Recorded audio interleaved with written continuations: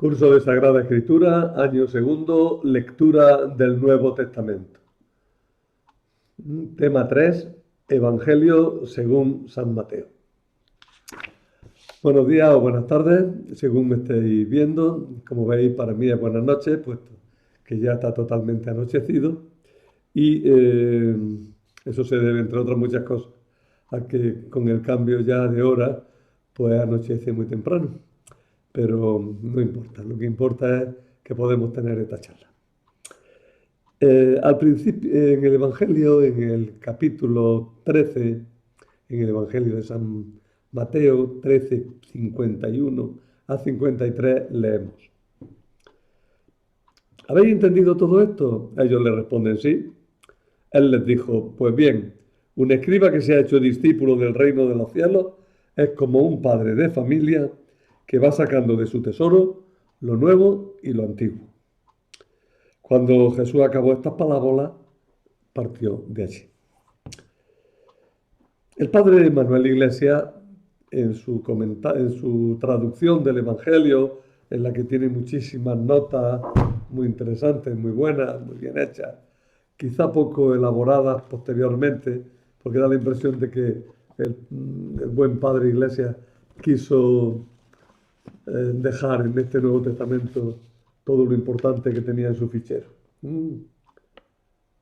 Bueno, pues el padre Iglesias en esta traducción, lleva ya unos añitos, comenta de la siguiente manera: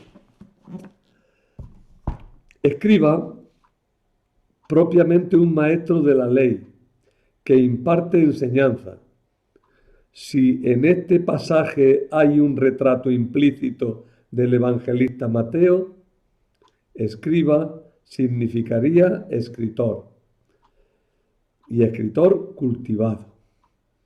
Los apóstoles deberán comunicar a todos lo que ya han aprendido, antiguo y nuevo, de Jesús, y con la justa armonía que ven en Jesús.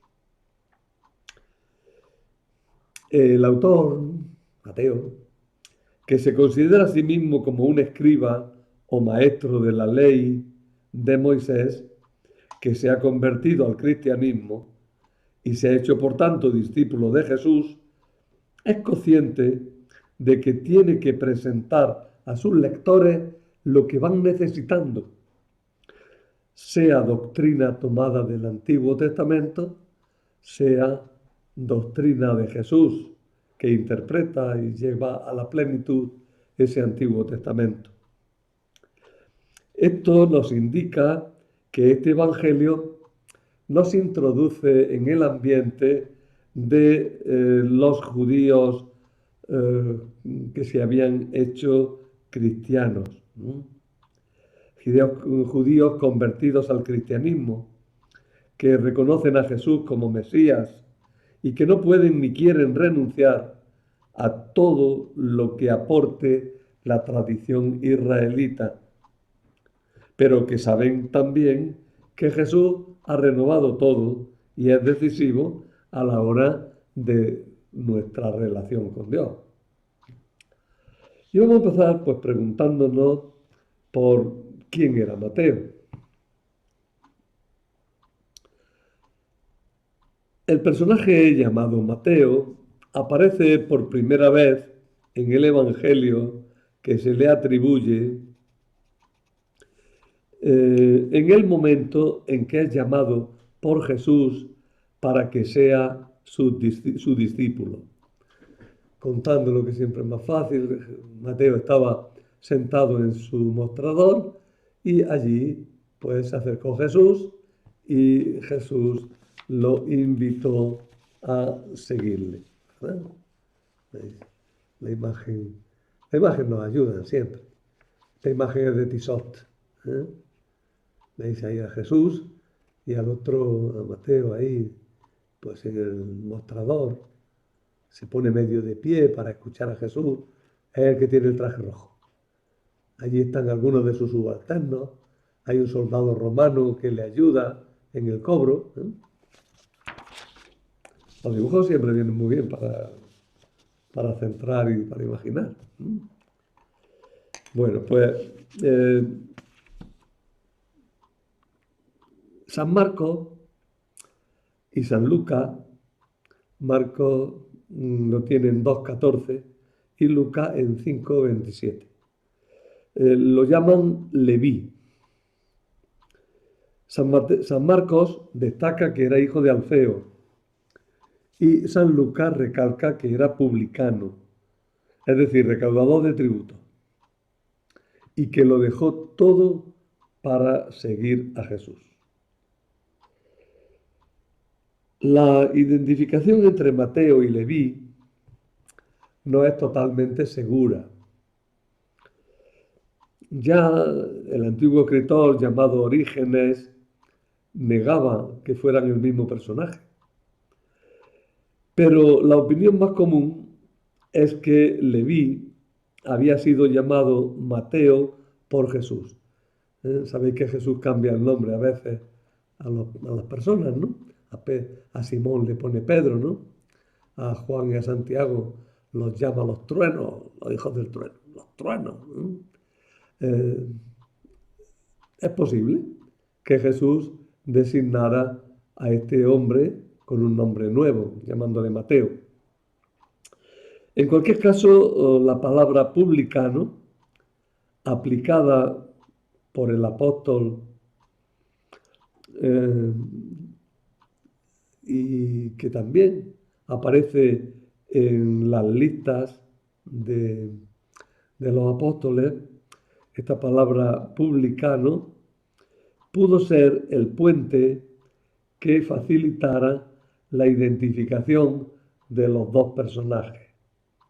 Como a Leví se le llama publicano y a Mateo se le llama publicano y a los dos los ha llamado Jesús, es muy fácil decir, es el mismo. Yo creo que es el mismo. El problema del nombre es otra cosa. ¿Por qué Mateo lo llama Mateo y los otros lo llaman Leví, ¿no? Ahí hay un problema que no está solucionado en absoluto. La hipótesis esta que he dicho antes, de que Jesús le había cambiado el nombre, no deja de ser una hipótesis, pero podría explicar algo. El nombre de Mateo aparece en las 4 listas de apóstoles. Es siempre el segundo, o sea, está siempre en el segundo grupo de 4. Bueno, como suele pasar, me han llamado por teléfono, pero seguimos. Decía yo que el nombre de Mateo aparece en el segundo grupo de 4 apóstoles en las listas. Por si no lo sabéis, tenemos 4 listas de los 12 apóstoles.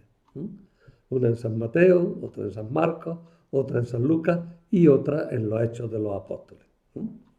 Estas listas de los apóstoles se agrupan en 3 grupos de 4 personajes cada uno. El personaje que abre cada grupo es el mismo en todas las listas, pero los demás personajes, los demás apóstoles, aparecen ya un poco desordenados dentro de su grupo. Bueno, Mateo aparece siempre en el segundo grupo, que lo abre Felipe, creo que. Entonces, Mateo aparece siempre en el segundo grupo. Y en la lista de San Mateo se le da el calificativo de publicano, sin duda con la intención de identificarlo con el recaudador al que Jesús había llamado, según cuenta Mateo 9:9. La llamada de Jesús, según el contexto en el que estamos, tuvo lugar en Cafarnaúm. Cafarnaúm era donde Jesús residía. Era un pequeño pueblo, para nosotros muy pequeño, pero para ellos tenía cierta importancia. Un pueblo en la orilla del lago de Tiberíades. Y en ese pueblo, en Cafarnaúm, pues eh, había un fielato. Fielato, un puesto, fielato era una palabra que se usaba aquí en España, eh, para estos puestos de cobro de impuestos a la gente que hacía comercio con la ciudad, ¿no? Bueno, allí en Cafarnaúm pues había una oficina de impuestos y como pasaba mucha gente por esa zona, pues debía tener cierta importancia esta administración, ¿eh? Esta oficina. Esta oficina debía pertenecer a la administración del rey Herodes. ¿Mm? Herodes Antipas, hijo de Herodes el Grande. Este Herodes Antipas gobernaba Galilea por esa época. Eh, Era un hombre muy discutido. Jesús incluso habla de él un poco despectivamente, diciendo ese zorro, en el sentido de ese insignificante, ese que no tiene importancia, ese, que parece un zorro del desierto, ¿no? Que lo único que hace es meter miedo a los niños, ¿eh? Pero este Herodes gobernaba, gobernaba aquella zona. Y Mateo, pues quizás estuviera al servicio de su administración. Tengamos en cuenta que los publicanos, es decir, los recaudadores de impuestos, eran considerados usureros, extorsionadores y colaboradores con un poder pagano. Por todo esto se les consideraba pecadores públicos. El pecado de un hombre como Mateo, de un publicano como Mateo, no era tanto el estar al servicio de los romanos, ya veis que aquí estaba al servicio de los romanos, pero indirectamente, a través de Herodes, sino el practicar un oficio que le obligaba a practicar la usura, es decir, a prestar dinero a interés, cosa que prohibía la ley de Moisés. Hay prohibiciones expresas en Éxodo 22, 24 y en Deuteronomio 23, 20, 21, donde se declara que no es lícito prestar dinero con interés. Esto ha tenido mucha importancia en la historia, y en nuestra misma historia ha tenido importancia, pero ahora no me puedo detener mucho en esta cuestión de la legalidad o la licitud de lo que se llamaba la usura, que era simplemente prestar a interés. Luego ya se dijo más tarde que usura era prestar a un interés desmesurado, pero eso ya viene más tardíamente, ¿verdad? Bueno, por tanto, a este hombre mm, no podía cumplir las condiciones para el perdón que le imponía la misma ley. Porque si había cobrado tanto dinero a tanta gente de tal manera, ¿cómo iba a poder devolverlo? No había forma, ¿verdad? Y además tenía que devolver 4 veces más. No había forma. Entonces, los publicanos se consideraban como personas condenadas en vida, ¿eh? Su pecado era demasiado grande o demasiado difícil de ser reparado. Se les consideraba incapaces de conseguir el perdón y la salvación. Por otra parte, por último ya, en cuanto a la cultura de este hombre, eh, pues debía ser un poquito culto. ¿Por qué? Pues porque ser contable, ser administrador y manejar ese dinero, pues lo ponía en un ambiente de cierta cultura. Incluso aunque sea nada más que por la cosa de los idiomas, debía dominar perfectamente tanto el arameo que hablaba la gente a su alrededor, como el griego que era la lengua de la administración. Ese dominio del griego sería congruente con el buen griego que tiene el Evangelio según San Mateo. Es decir, la lengua del Evangelio de San Mateo es la lengua de un hombre que sabe escribir en griego, ¿no? Bueno, ¿qué contiene el Evangelio de San Mateo?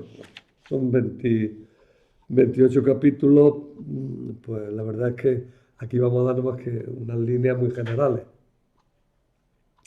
Mateo quiso escribir una obra ordenada y se nota que mantiene un cierto orden, pero es difícil definir ese orden mostrando una estructura clara en este Evangelio. Santiago Guijarro, en una obra que me voy a levantar y os voy a enseñar el libro,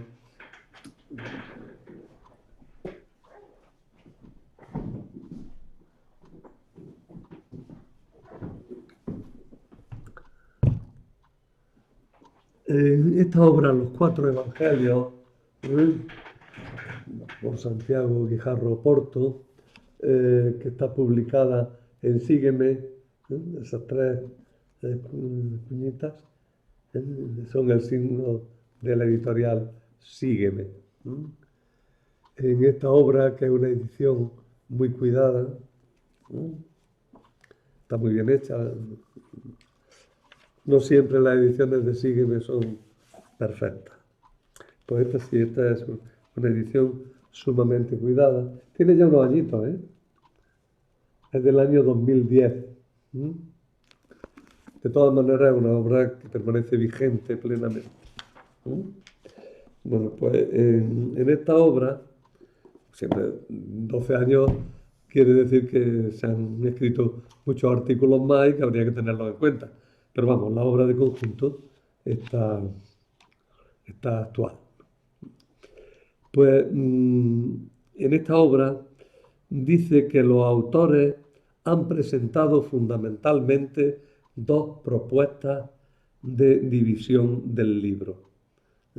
Y él mismo, Santiago, hace otra propuesta más que se basa en la segunda de las dos que decimos. Esas dos propuestas son división en 5 libros, dicen unos, y otros, división en 3 partes. Los que dicen que está dividida en 5 libros, la dividen de esta manera. No os canso mucho con los números, si los queréis ver, los pongo aquí ahora mismo un momentito, para que el que quiera pues tomar nota, pues pueda tomarlo, pero aparte de eso, lo tenéis en los apuntes, como veis.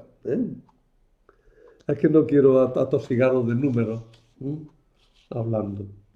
De todas maneras, alguno tengo que decir. Unos dicen que se divide en 5 libros. Habría un prólogo, un preámbulo, mejor que prólogo, que es el Evangelio de la infancia, que ocupa los 2 primeros capítulos. Y luego los capítulos 3 al 7 serían el primer libro. Cada uno de estos libros tiene una estructura triple, dicen también los autores. Sería narración, discurso, fórmula final. Pues entonces todos tendrían, todos los 5 partes tienen narración, discurso y fórmula final. El primer libro nos habla de los comienzos de Jesús en Galilea. El discurso es el Sermón de la Montaña. Luego el segundo libro ocupa los capítulos 8, 9 y 10. Va del 8.1 al 11.1, lo cual quiere decir que del 11 no toma nada más que un versículo. Los capítulos 8, 9 y 10 serían el segundo libro. La narración es milagros y vocaciones. El discurso es lo que se suele llamar el discurso apostólico, norma que se le da a los apóstoles. El tercer libro, que ocupa los capítulos 11, 12 y 13, su narración son polémicas de Jesús con fariseos, con la gente de su ambiente. Y el discurso son las parábolas, el magnífico discurso en parábola del capítulo 13. Y el cuarto libro ya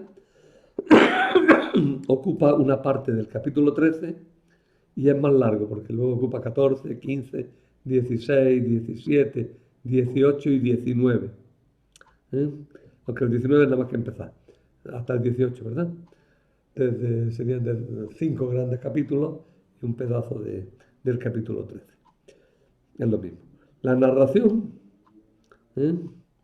La narración es cómo va pasando Jesús de tener en cuenta a Israel a tener en cuenta a la Iglesia. Y el discurso es el discurso en el que da normas para la vida en común en la Iglesia, lo que se llama el discurso comunitario. Y el quinto libro es la subida a Jerusalén con el discurso de los últimos tiempos. Y por fin, lo mismo que había un preámbulo, hay un epílogo, que es la pasión y la resurrección, que aquí ocupa más. Son 28, son 3 capítulos. Capítulo 26, 27 y 28. Os repito para que no os perdáis. 5 capítulos, o 5 libros, 5 grandes libros. Cada libro se divide en narración, discurso y fórmula final.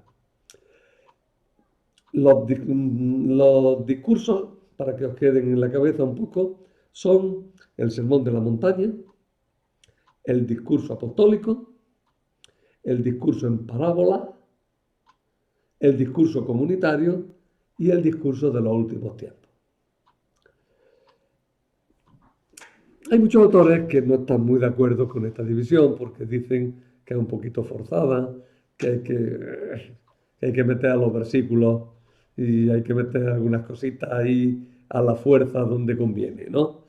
Es muy fácil que un autor que ha visto una estructura, que se ha imaginado una estructura, a la hora de pretender demostrarla, fuerce, meta como con calzador los versículos para que entren en lo que él ha pensado.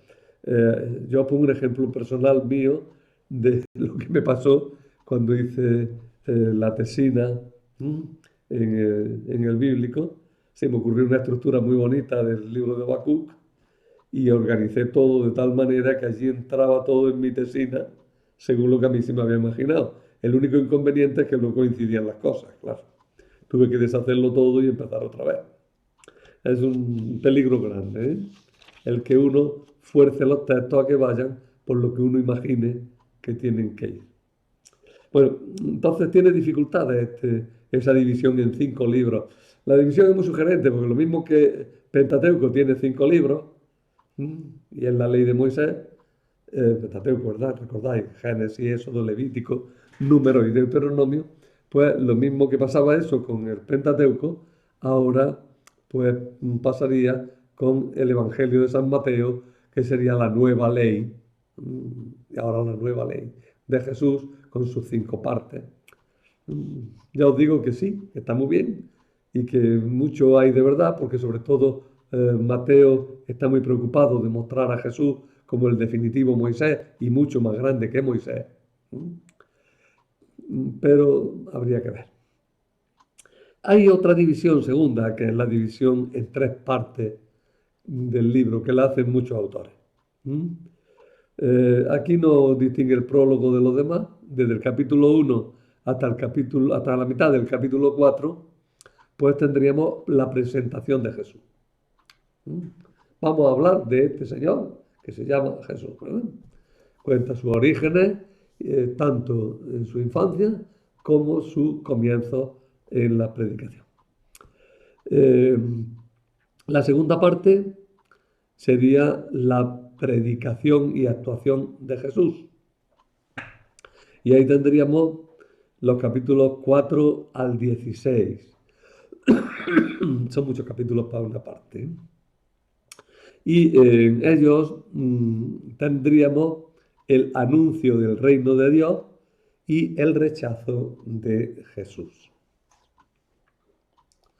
He tenido que interrumpir porque me ha dado una tos muy fuerte. Esto voy de interrupciones. Bueno, la segunda parte de la segunda parte sería el rechazo de Jesús, como ya os digo. La tercera parte es la pasión y la resurrección, que tiene una instrucción a los discípulos bastante larga en los capítulos 16 al 20, y el rechazo ya de Jesús, la pasión propiamente dicha, que va desde los capítulos 21 al 28, el 28 dedicado íntegramente a la resurrección. Aunque, como he dicho, la división en 5 libros es subjetiva, por muchas razones, resulta bastante forzada. Se prefiere más bien la división en 3 partes, pero tiene un problema, como he dicho, y es que la segunda parte es todo el Evangelio, y entonces no hemos hecho división,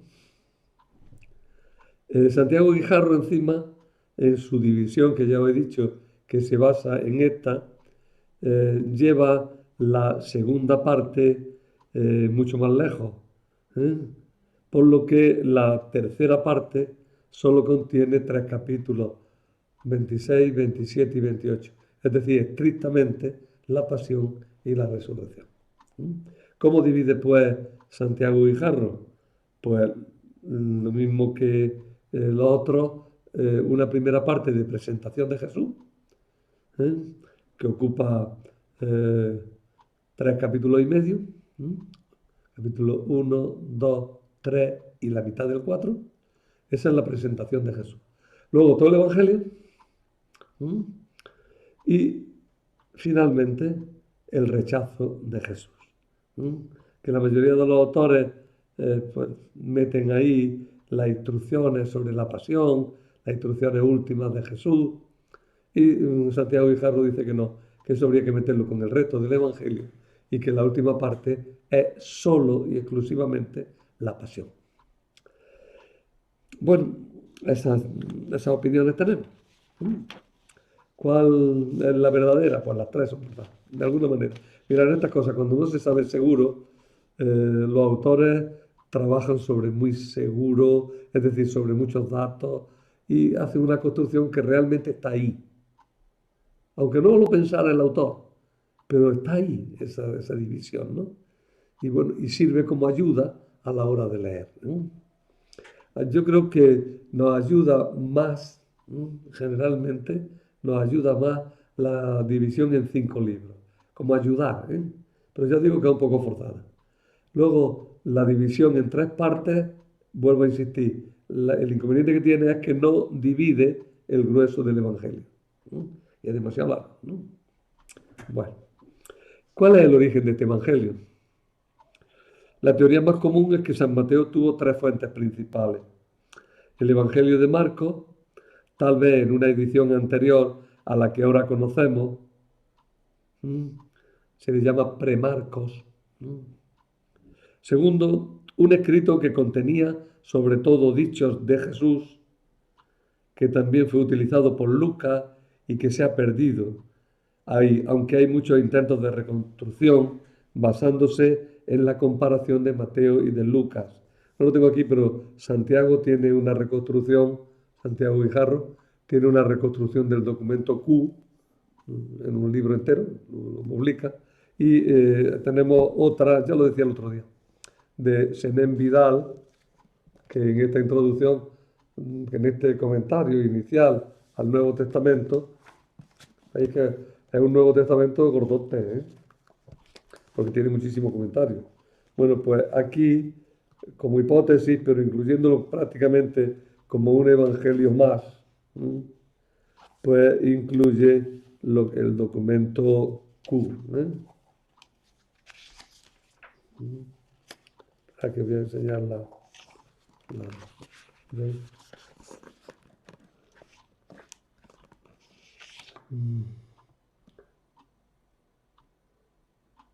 Dice además, se atreve a decir, la reconstrucción segura del documento o fuente Q se hace a base de los textos comunes de Mateo y de Lucas.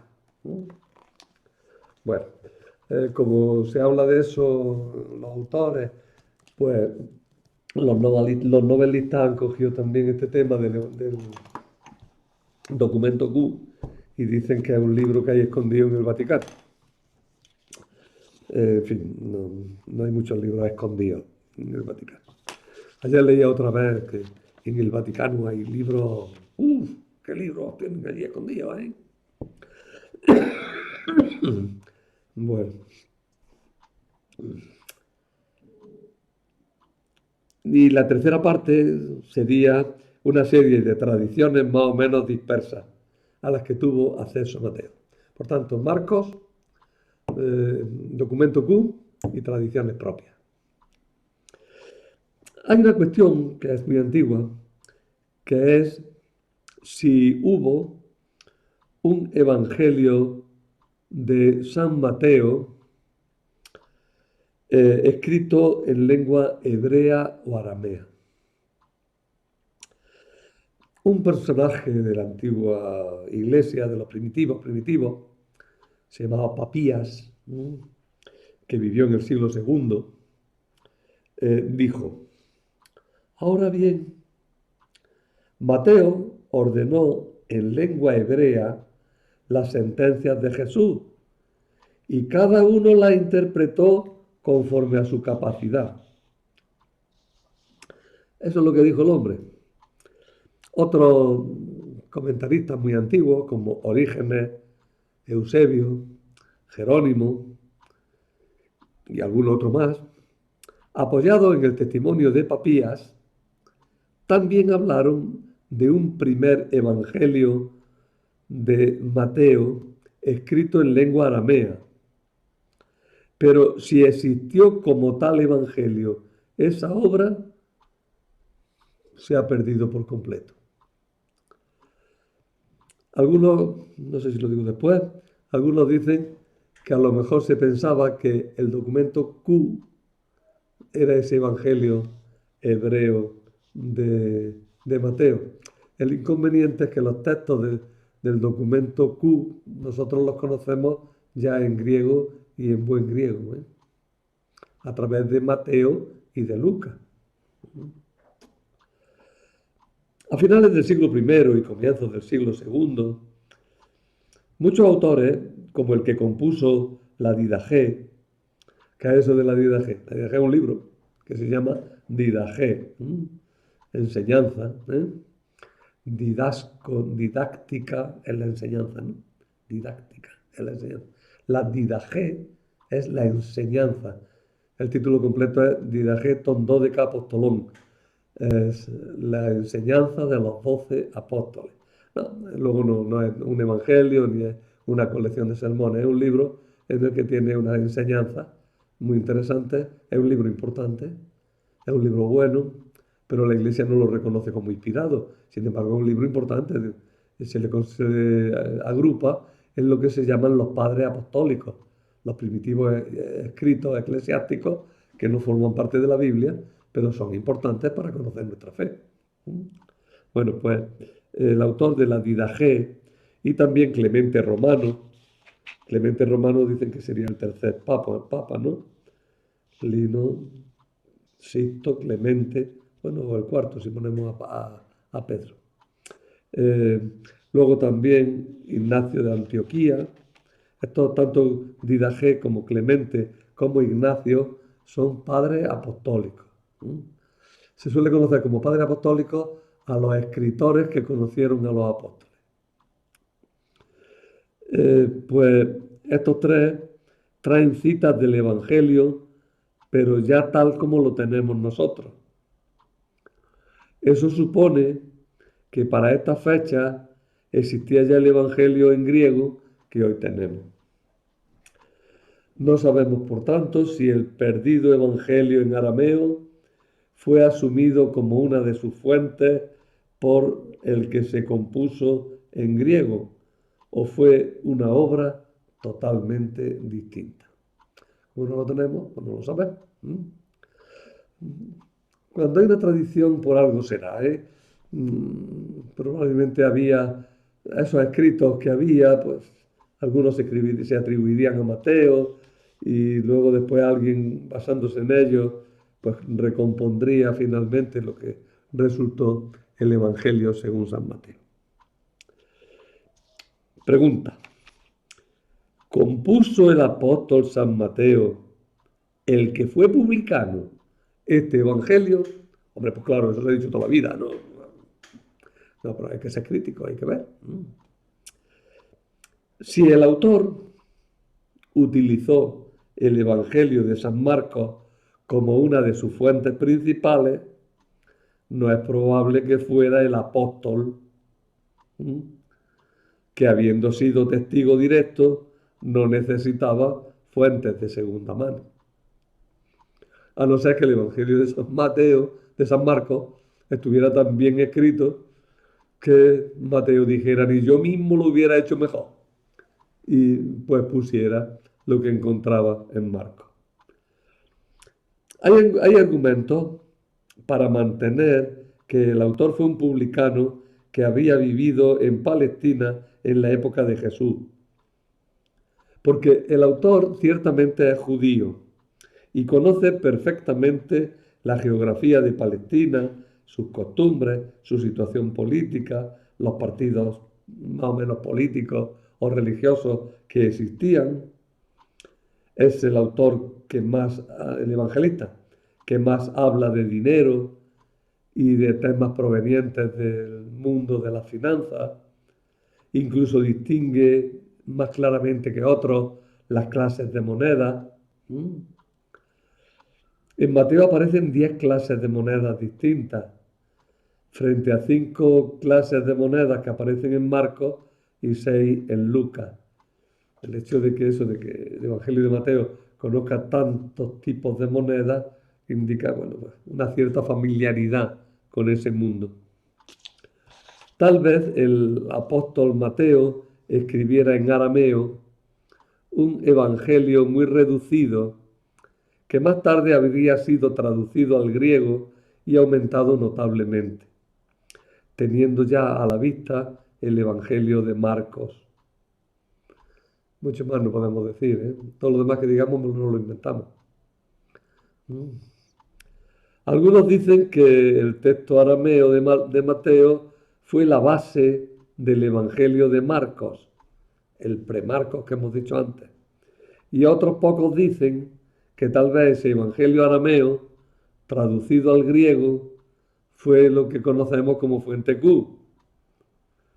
Pero de todo esto no hay ningún documento que lo avale. Y parece sumamente improbable por muchas razones, que ahora mismo en un estudio como este pues no podemos hacer. Pero sí que se os quede un poco en la cabeza que hay ahí una afirmación de que Mateo habría escrito un evangelio en arameo y que no sabemos mucho más de eso, ¿no? Y que sin embargo es claro que Mateo utilizó a Marcos, utilizó el documento Q, sea lo que sea, y utilizó tradiciones propias. Y mucho más pues nos llegamos. ¿Cuándo y dónde se escribió este evangelio? Aquí hay una cierta unanimidad, es curioso.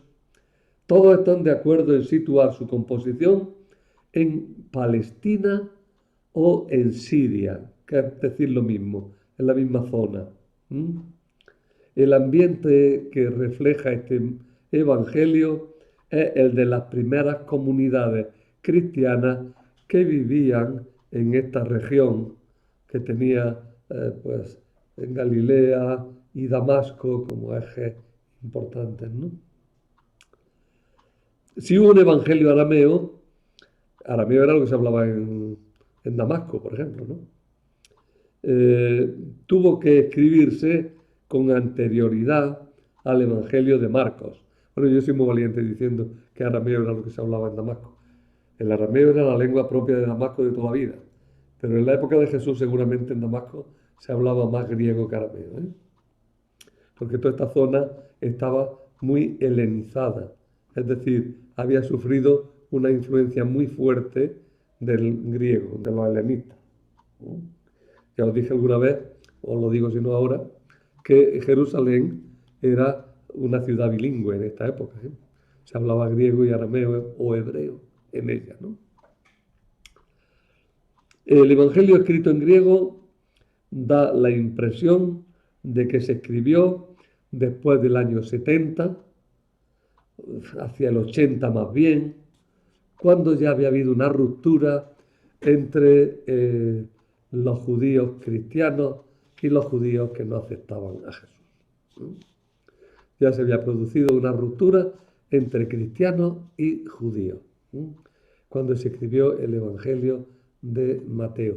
Y hay una razón bastante fuerte, porque el punto clave que creaba problemas era el de la admisión de los paganos en la iglesia. Y en el Evangelio de San Mateo, que está muy preocupado de los judíos cristianos y que tiene una comunidad judío-cristiana, se ve muy claro, sin embargo está todo el rato preocupado de si Jesús aceptaba a los paganos o no los aceptaba. Por tanto, este Evangelio ya conoce la ruptura entre judíos y cristianos. Y ya con eso me he metido en para quiénes se escribió el Evangelio según San Mateo. Este Evangelio está escrito para cristianos que habían sido judíos y que se preguntaban si se podía admitir en la iglesia a los que no fueran previamente judíos. Por eso comienza narrando la manifestación del Señor a los gentiles. O sea, si os dais cuenta, San Mateo abre el Evangelio con el episodio de los Reyes Magos. Bueno, viene la genealogía de Jesús e inmediatamente la historia de los Reyes Magos. Los magos que son no judíos que reconocen a Jesús, mientras que los judíos representados por Herodes, que saben todo lo que tienen que saber, no aceptan a Jesús. Por tanto, este evangelista que comienza narrando la manifestación de Jesús a los magos de Oriente, acaba justamente con el envío a predicar a todas las naciones y anunciar a todos los pueblos, a todas las naciones, ya no solo a los judíos. Jesús había dicho, yo he venido a traer la salvación a las ovejas perdidas de la casa de Israel. Pues bien, ahora al final del Evangelio dice, y a todas las naciones. Además, le da mucha importancia al episodio de la cananea, que está justo en el centro. La cananea es una pagana. Y Jesús, que se resiste, acaba curando a la hija de esa mujer pagana y proclamando que esa mujer tiene más fe que muchos judíos, ¿verdad? Por tanto, el Evangelio tiene un comienzo en el que los paganos tienen importancia, tiene un final en el que Jesús manda a predicar a los paganos y tiene un centro en el que Jesús tiene un momento de inflexión y acepta a los paganos, aunque diríamos como casi protestando. Yo he venido a las ovejas perdidas de la casa de Israel, pero qué grande es la fe de esta mujer. Vete y que se cure tu hija, ¿no? Le cura a la hija. Es decir, la salvación llega también a los paganos. Las comunidades judeocristianas estaban compuestas por muy buenos conocedores de la Escritura. Y el Evangelio de San Mateo tiene unos 130 pasajes con citas de la Sagrada Escritura del Antiguo Testamento. Esta gente seguía respetando la ley. No penséis que he venido a abolir la ley o los profetas. Dice en Mateo 5:17, justo al empezar. Sin embargo, son unas comunidades que se abren a los paganos y que se encuentran ya en tensión con el judaísmo oficial surgido después de la destrucción de Jerusalén. Ante esas comunidades de cristianos que ya han sido expulsados de las sinagogas judías, ¿acaso vacilantes todavía estos hombres, verdad? Y mujeres, frente a la persecución, se recuerdan puestos en boca de Jesús los duros ataques contra los fariseos que tenemos en el capítulo 23, ¿no? Los fariseos eran considerados como los depositarios de la doctrina judía opuesta al cristianismo. Ya en otra ocasión ya explicaremos cómo el cristianismo tiene mucho de la doctrina de los fariseos, pero que precisamente por eso entra en un choque muy fuerte con ellos. Ante esas comunidades de cristianos que ya han sido expulsados de la sinagoga judía, es donde Mateo hace presente su evangelio. Mateo presenta a Jesús como el que ha llevado a cumplimiento todas las expectativas del Antiguo Testamento, por lo que se aducen muchas citas del Antiguo Testamento aplicándolas a Cristo, como hemos dicho, más de 130. Bueno, Jesús es el nuevo Moisés. Jesús es visto como nuevo Moisés, mucho más grande que el primero. Como Moisés es perseguido al nacer por un rey cruel y se ve libre por una intervención divina. Lo mismo que el rey buscaba a Moisés para matarlo, así Herodes, ¿qué he dicho antes? Lo mismo que el faraón buscaba a Moisés para matarlo, así Herodes busca a Jesús también para matarlo. Y para que nos demos cuenta de que está pensando en eso, Jesús va a Egipto. Porque de Egipto llamé a mi hijo. Es decir, el pueblo de Israel definitivo viene de Egipto, lo mismo que vino el antiguo. Pero no es originario de Egipto. Es que fue a Egipto y luego salió de allí.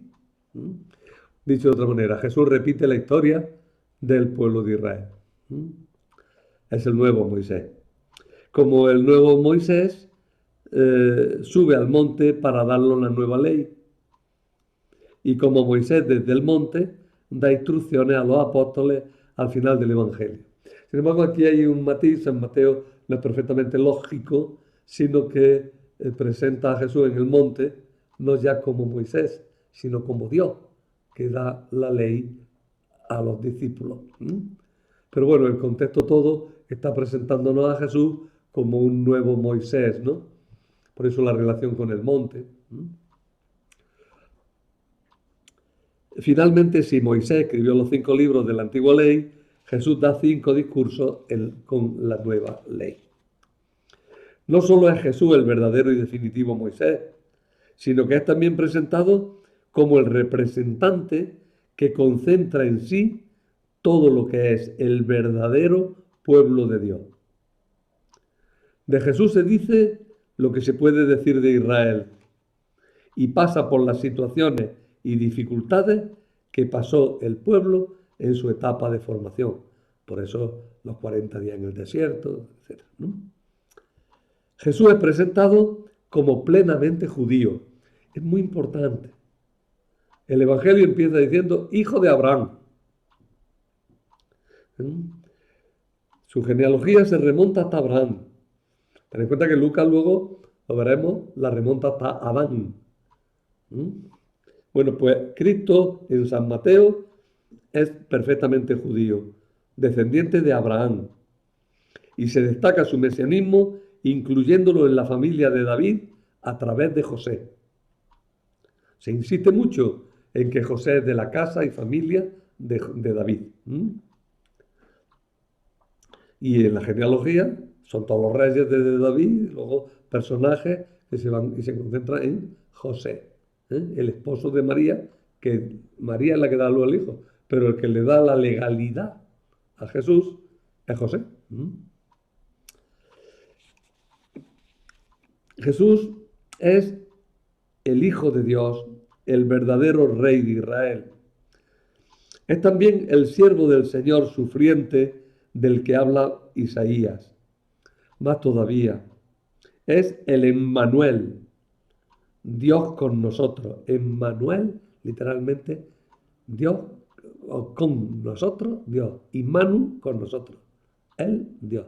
Immanu con nosotros, Él. Con nosotros, Dios. Dios con nosotros. Es también el Hijo del Hombre del que habla Daniel, que va a juzgar al mundo. Y todo esto conduce a la profesión de fe del centurión en la cruz. Verdaderamente este hombre era hijo de Dios. La expresión exacta, verdaderamente este era hijo de Dios. Mateo 27, 54. Paradójicamente, este evangelio ha sido considerado por algunos como violentamente opuesto al judaísmo, pero en realidad se opone a los fariseos, en cuanto que rechazan a Jesús y en cuanto que resultaron finalmente perseguidores de la iglesia primitiva. Pero mal puede ser antijudío un evangelio que presenta a su protagonista, el Hijo de Dios, hecho hombre, como plenamente judío,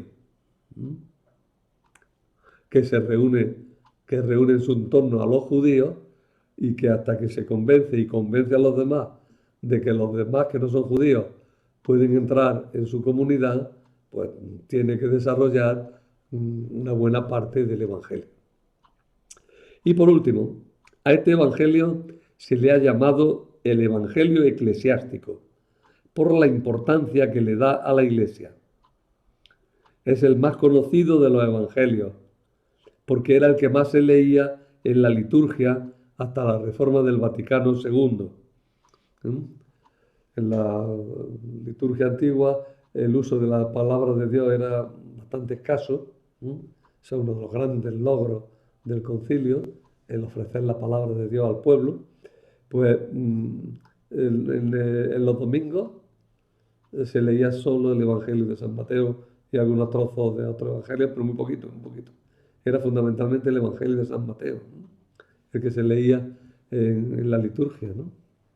Y como los días corrientes se repetía el Evangelio del domingo, pues, como veis, a los cristianos antiguos, el único evangelio que les sonaba a sonar de verdad era el Evangelio de San Mateo. Luego decían, el Evangelio también se cuentan, y contaban otras cosas, pero recordar lo que pone Mateo, ¿no? El tema del reino de los cielos aparece por todas partes. Se ha discutido mucho qué significa esto de reino de los cielos, porque se utiliza unas veces reino de Dios y otras veces reino de los cielos. Hay dos teorías sobre esto. Unos dicen que se dice reino de los cielos para evitar nombrar a Dios, por respeto.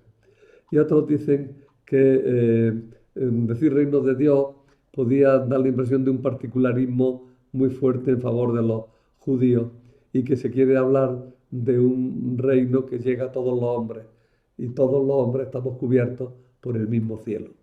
Y por eso San Mateo hablaría preferentemente, porque no solo exclusivamente, algunas veces dice reino de Dios, pero preferentemente dice el reino de los cielos. Y lo que se dice del reino de los cielos lo aplica de una forma muy especial a la Iglesia. Bien, hasta ahí la presentación del Evangelio según San Mateo. He puesto pocas ilustraciones esta vez, pero quiero destacar un poco esta, que es el papiro, un papiro griego que tiene Mateo 5, 13, 16 y es del siglo IV. Y bueno, pues si alguno sabe leer muy bien griego, pues casi distinguirá lo que pone. Se ve, más o menos, algunas letras las distingo, pero para leerlo despacito habría que ponerse. A ver qué ponerse ahí con cuidado, letra por letra. Bueno, ya está, nada más. Espero que este tema os sirva realmente. Ya a partir de este tema vamos a seguir con las clases de todos los martes, aunque yo os mandaré tanto el texto como el enlace del vídeo. Quiero mandarlo de forma que el lunes lo tengáis. Si algún día se me hace un poco tarde, perdonadme, pero a veces me cuesta un poco más trabajo. De todas maneras, para la hora de la clase lo tendréis siempre, y a ser posible, el lunes por la tarde lo tendréis siempre el tema ya.